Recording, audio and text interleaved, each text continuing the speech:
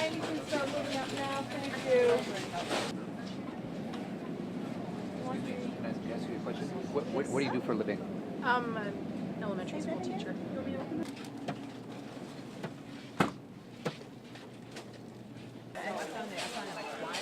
So angry by the time I got home. So mad at myself. What do you do for a living? I'm a social worker. Yeah. Et voici le Park Slope Food Co-op, qui, tout en payant un prix plus que juste aux fermiers, propose une alimentation, beaucoup disent la meilleure à New York, à des prix incroyablement bas. Comment est-ce possible? Pour avoir le droit de faire ses courses à la coop, il faut y travailler, à titre bénévole, 2 heures et 45 minutes par mois.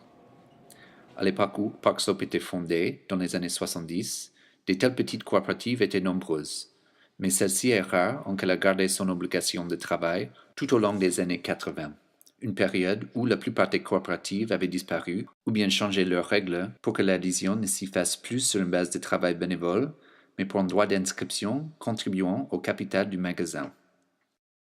Aujourd'hui, en pleine crise économique, le nombre d'adhérents à Park Slope a monté en flèche pour atteindre 16 000. Et il ne peut pas aller plus haut, il n'y a plus de place.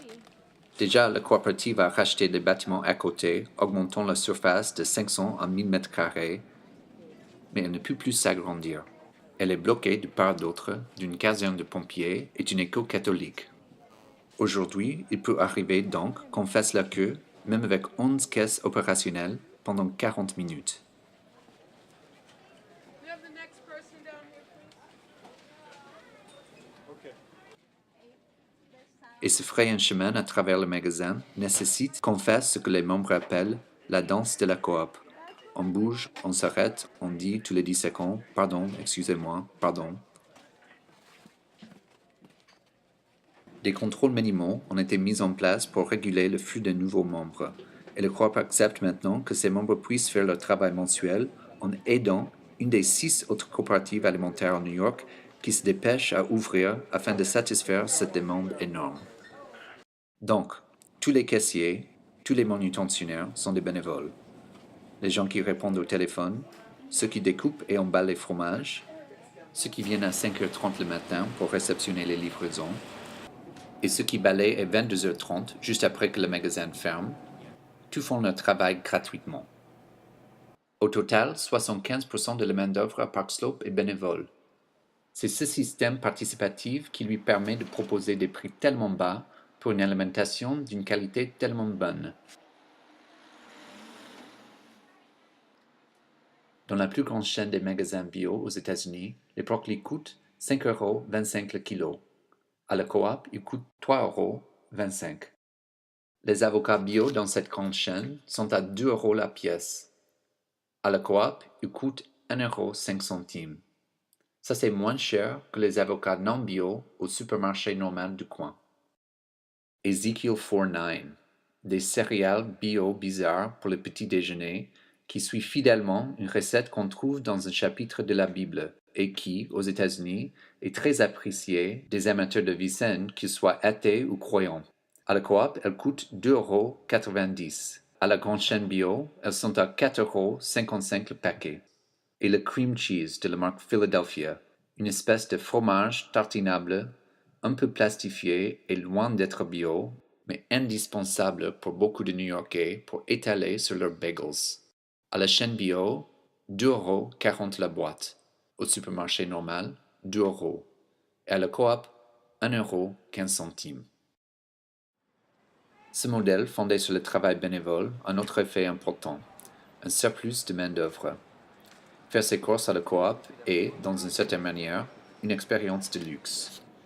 Ceux qui ne sont pas les manutentionnaires ou caissiers sont, par exemple, je ne sais pas comment on appelait ce poste, la personne qui t'accompagne à pied, chez toi, à ta voiture ou à ton arrêt de métro, et puis ramène ton chariot pour toi.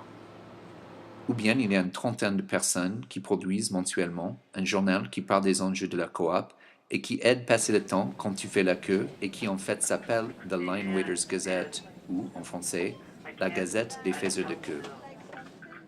Il y a des posts pour les gens qui font des choses comme organiser des concours de talent ou des soirées de cinéma est essentiel, 5 nuits par semaine. Il y a quelqu'un qui lave les jouets. Pourquoi laver les jouets? Parce que ce surplus de travail bénévole permet aussi à la coop d'avoir une crèche où tu peux laisser tes enfants alors que tu travailles ou que tu fais tes courses.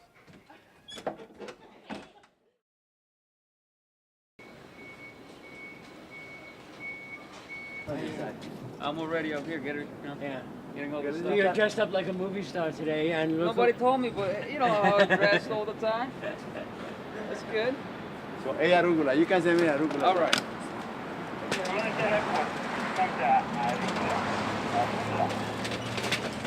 So what's coming in, Alan? This is arugula that's been harvested in the last day or two. Very fresh, young leaves, very spicy. Power breakfast. And as you can see, it's gorgeous.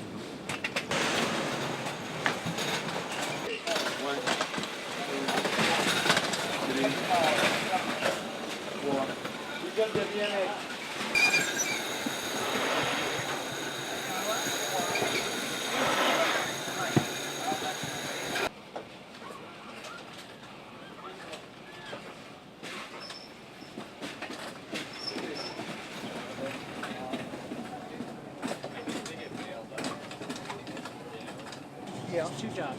We're going to take the daikon greens that are loose and give them to the soup kitchen. Okay.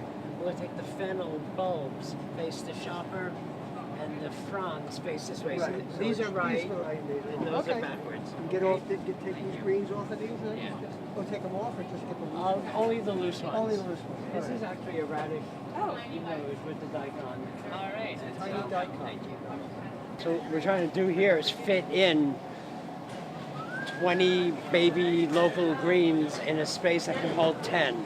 So we're struggling just to make it fit, but when it comes to buying the first great greens of the year, we are out of control. So that's happening now.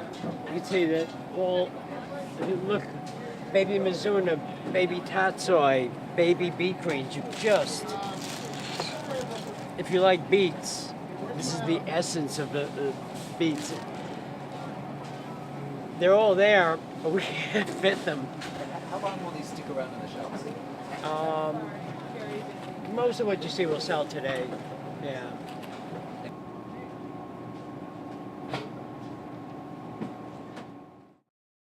What's your name? First name? Gina, Where are you from? New York City. Did you grow up here? Yes. What do you do for a living? I work at the utility company How long have you been a member of the co-op? about 30 years. What do you think of the co-op? I love it. My name is Ari Grados, and I am an artist. I'm originally from Israel, moved to the United States in '64, lived in Park Slope for 34 years. Is that one? Yeah, and I'm a food co-op member for 7 years. Okay. Yeah. Okay, I'm Diana Gratis. I'm Ari's wife. I'm originally from the Bronx. And we've both lived in Park Slope for 34 years, and I'm a psychotherapist and a farmer. And what do you think of the co-op? Love it. I mean, we love it.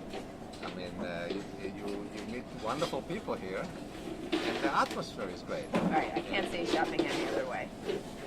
It's You a know? good model. I mean, Yeah. I think a good model for the future The future of the country. It's just a different way of doing things, less materialistic. Because people are Not very, all about profit.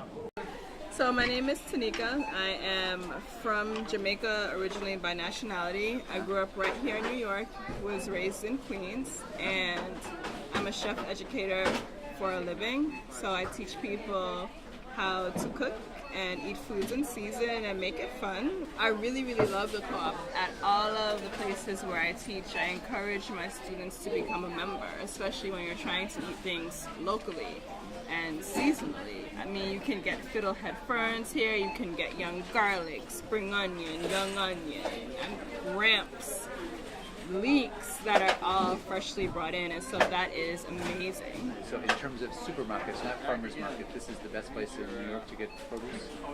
Yeah, hands down by far. When it comes down to quality and constantly being present and price, it's definitely here. Okay, my name is Christopher Forrester.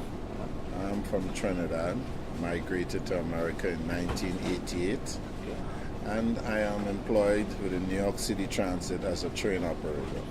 Right. What do you think of the co-op? Well, I've been a member of the co-op for over 10 years, and it is really, really good. It's difficult for me to eat the way I'm eating right now if I'm not a member of Park Slope Food Corp. It costs me a lot more money. Je m'appelle Valérie et je suis française, je vis à New York depuis 20 ans. Je travaille à la coopérative à plein temps. Et qu'est-ce que vous pensez de la coop? Le coop, c'est le bonheur. J'étais membre à la coopérative depuis 10 ans avant de devenir un employé à temps complet. Et la coopérative, c'est super parce qu'on y trouve des produits d'excellente qualité à des prix excellents. Et puis aussi, il y a ce côté un peu proactif que le coop a sur des idées telles que l'environnement et la nourriture biologique. Et c'est en fait, c'est bien de pouvoir venir faire ses courses et en même temps se dire que on est en train d'aider le fermier qui vit au nord, des petites communautés en fait, plutôt que de soutenir des grosses agricultures. Et est-ce que vous croyez que ça peut marcher à Paris, par exemple, quelque chose comme ça à Paris? Il faut peut-être plutôt se demander pourquoi est-ce que ça ne marcherait pas à Paris. Qu'est-ce qu'il y a à pas aimer? Il y a un esprit individuel aux États-Unis qu'on trouve peut-être pas autant en France. C'est pas très bien vu par les Français, ce côté je fais ce que je veux quand je veux. Ça a du bon et ça a du mauvais. C'est peut-être ça qui fait que la coopérative, que les gens se disent si j'ai envie de faire ça, je peux le faire et allez, on y va. Et alors qu'en France, on est un peu plus... je sais pas, il y a moins cet esprit entrepreneur peut-être. Hein, on attend peut-être plus du gouvernement, de la société. Donc peut-être que ça, ce serait une des raisons pour lesquelles il n'y a pas de coopérative en France.